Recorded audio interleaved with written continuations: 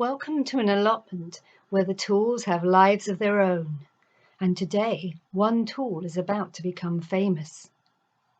We live in a world of celebrities, as social media stars and internet sensations. You know the type. You might even be one yourself. Any one of us could become an instant global star for all the right or wrong reasons. You may think that by getting back to nature we will escape all this. But as we are going to see, the lure of fame could be hiding just behind the compost bin. This might seem like a typical allotment.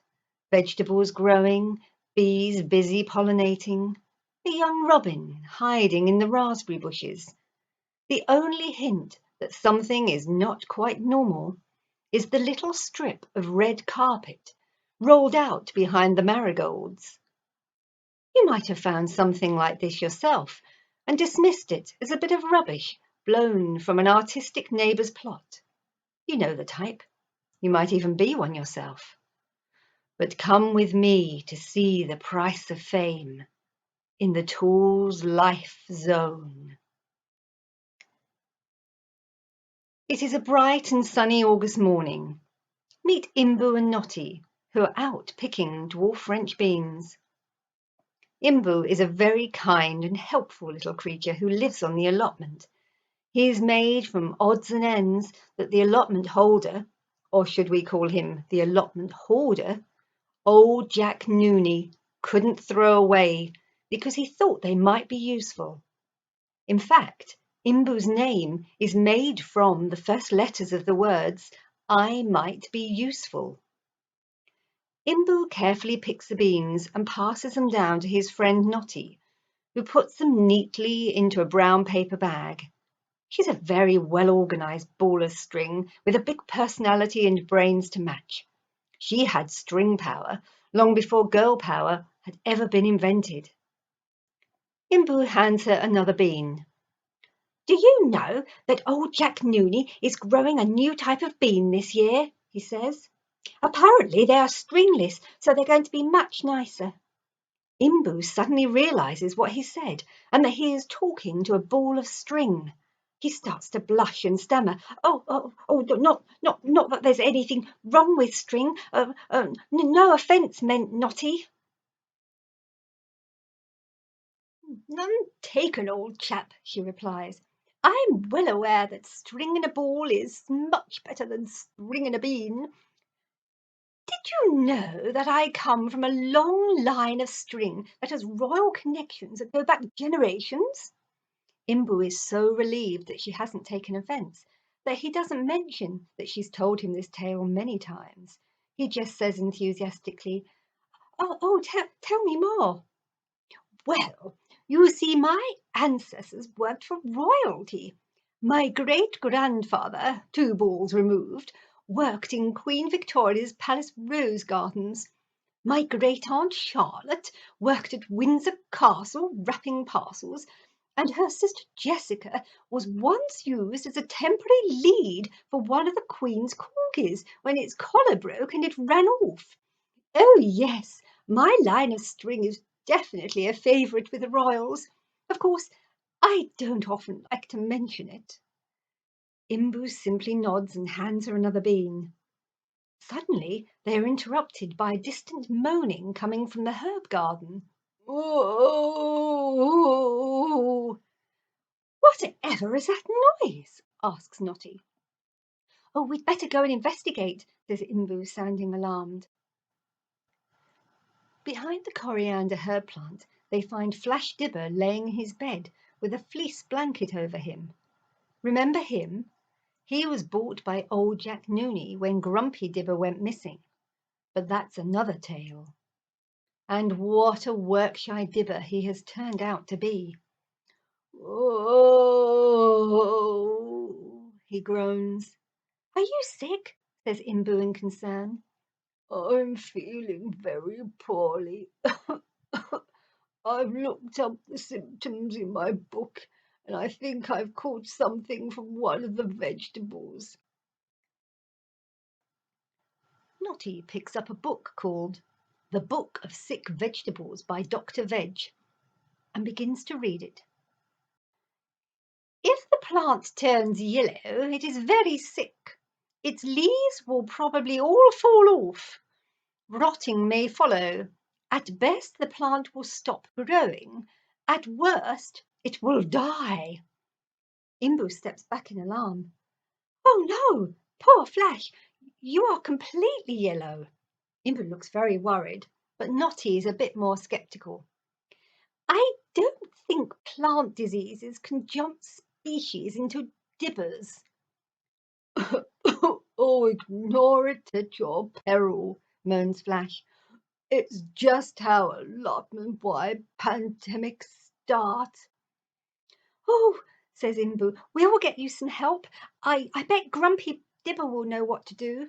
Oh, don't go bothering him. I probably just need to isolate so I don't spread it. I could go viral.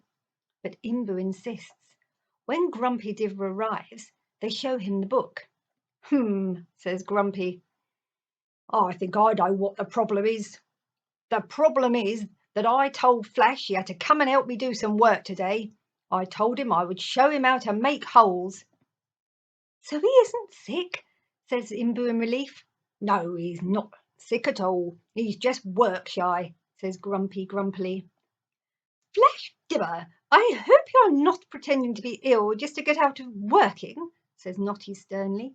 But it really wouldn't be nice at all to worry us. Flash looks a little embarrassed. I think I might be feeling a bit better. Your visit has been such a tonic. Perhaps I could try a little gentle dibbing after all. Grumpy leads them to a patch of clear earth near the onions, where there are some neat holes. Welcome to my dibbing school, he says proudly. They gather around him and Imbu looks impressed. I've never been to dibbing school before. This is very exciting. Well, Flash is really the one who must learn to make holes, as he is the dibber. But you're welcome to watch. Grumpy turns to Flash Dibber. I want you to look at this, he says, leaning forward. This here is a hole. This is what you'll be making. I will show you how to dib holes because that's what dibbers do. It's our whole purpose in life. He chuckles at his joke. Whole purpose. Get it? Notty groans and shakes her knot, which is the ball of string's equivalent of an eye roll. The first lesson is learning how to jump. You must jump as high as you can. Then you must lean back and throw all your weight into landing. That's the way you'll make a hole. The harder you land, the bigger hole you will make. Grumpy leaps into the air, leans backward, and then throws himself into the ground, making a lovely neat hole. The others are impressed. OK, says Grumpy. Now it's your turn, Flash. Flash steps forward reluctantly and gets himself ready to make a hole. But he really doesn't want to get his bright, shiny dibbing end covered in dirt. Suddenly, he hears a voice beside him. Everyone turns to see two strangers who've appeared.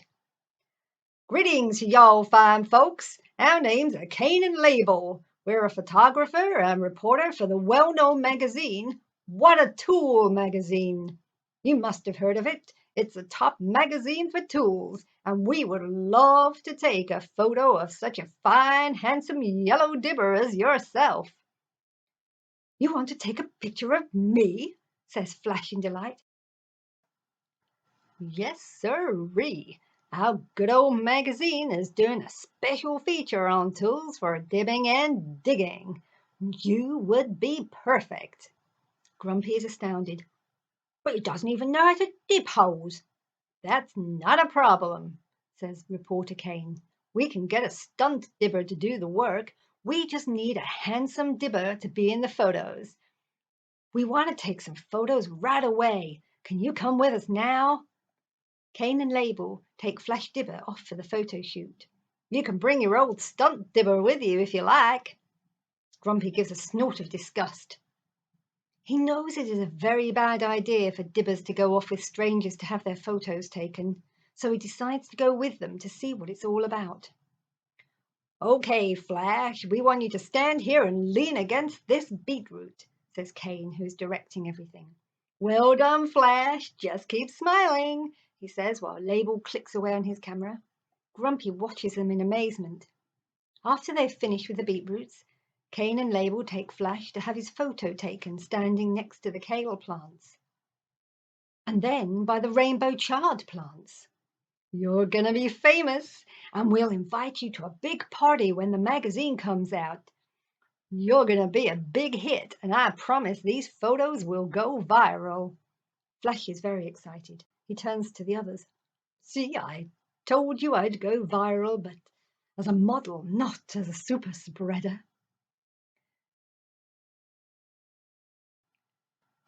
In the weeks after Flash had his photograph taken, he acts like he's become a famous star. It becomes impossible to get him to do any work or to help around the allotment, and it hadn't been easy before. Flash spends most of his days resting in his hammock. I'm sorry I can't help, but I need my beauty sleep, he tells Imbu when he's asked if he could plant some seeds. I need to look my best for when Kane and Label want to take my photograph again. Oh, of course, says Imbu. I understand. You're a star after all, and we can't wait to see your picture in the magazine. Finally, the issue of What a Tool magazine is published, featuring Flash Dibber on its centre pages. Everyone is very excited to see the photographs of Flash. Naturally, the allotment's local business owner and entrepreneur, Reese the Fleece, takes over as Flash's manager, and he organises a launch event so Flash can sign autographs of copies of the magazine. For a charge, of course. Now form an orderly queue and make sure you've got your money ready. I'm taking cash, credit cards or leaks, says Reese. And don't chat to our star for too long. He's got a lot of autographs to sign. Flash stands at the front of the queue, bowing to everyone. I'm so pleased my fans can be here today, he says. He really loves the attention, but he's becoming in danger of letting the fame go completely to his Dibber's head. When they reach the front of the autograph queue, Grumpy and Imbu look at the giant poster. I'll never get Flash to dib any holes now, says Grumpy. He told me today that his dibbing days are over now he's famous, and I didn't even know his dibbing days had started. Imbu sighs. The other day he told me he was too important to help me do some weeding. He said now he is a famous model, he can't do any manual work. I'm very pleased for Flash, but I'm worried he's getting too big for his boots, says Imbu, who feels a bit bad about criticising his friend. Well, he is a star of What a Tool magazine, says Grumpy, so what else would you expect? I see Nottie's getting his autograph, says Imbu. She's become his biggest fan. Nottie has indeed become Flash's biggest fan. She is so excited that her friend has become famous, although she does cringe sometimes when he keeps telling everyone how famous he is. Come along, Flash, let's get our photo done. Say dibbles. After the autograph session, Kane and Label hold a party next to the cabbages for Flash and his friends. Everyone is given a free copy of What a Tool magazine's special issue on tools for digging and dibbing. Flash starts telling everyone how wonderful it is to be a model.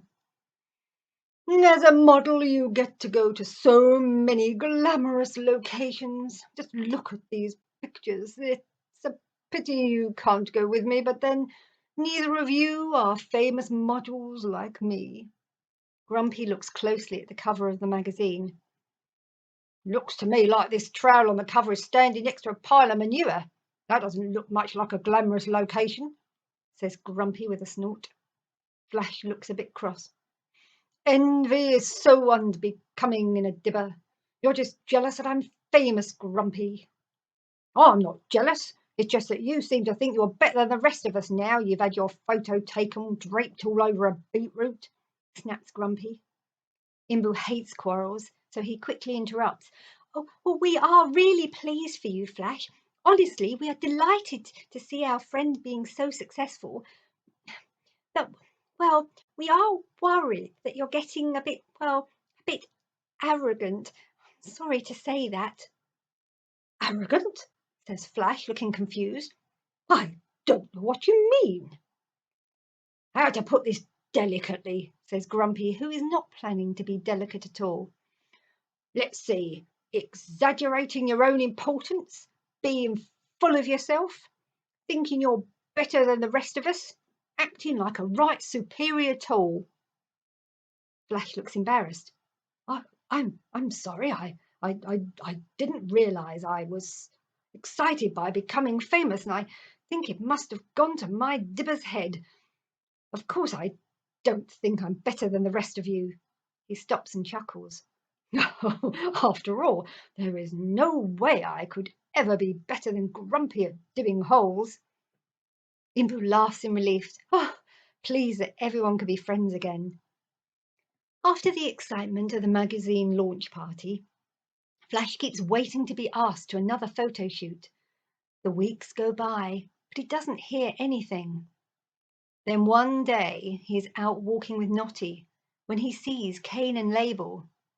To his horror, he sees they are with another Dibber. He goes up to them. Hello, I'm sorry to bother you, but I've been waiting to hear from you. You said you'd give me a call, he says a bit awkwardly. Oh, hi there. What's your name? Flesh? No, Flush. Flush, that's it. I never forget a name, says Kane. Meet our latest star of What a Tool magazine. This is Big Dibber. Flash looks shocked. Hello, Flash, says Big Dibber. And good to see you again, Notty. You're looking stringulicious. Give me a call sometime. I'm a model now, you know, but I'm sure I could fit you into my busy schedule. We're mighty sorry we can't talk to you right now, says Kane. But we've got some photos to take in glamorous locations. I know y'all understand. Without another word, they hurry off, leaving Flash and Notty behind. I've been replaced, says Flash in horror. Oh dear, I guess that fame doesn't always last very long, says Notty sympathetically. Never mind, at least you'll still have your friends on the allotment, and you could always go back to dibbing school. I suppose I can, says Flash, and the two walk back to the shed arm in arm. Notty can see how disappointed Flash is, and she wants to find a way of cheering him up. When they get back to the shed, she has an idea. Flash, I think we should put up a poster on the wall to help brighten the shed up. Will you help me? Flash is happy to help his friend.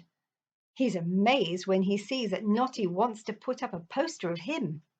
When they've finished, Notty puts down her hammer and says, This will remind us that you will always be a star in our eyes.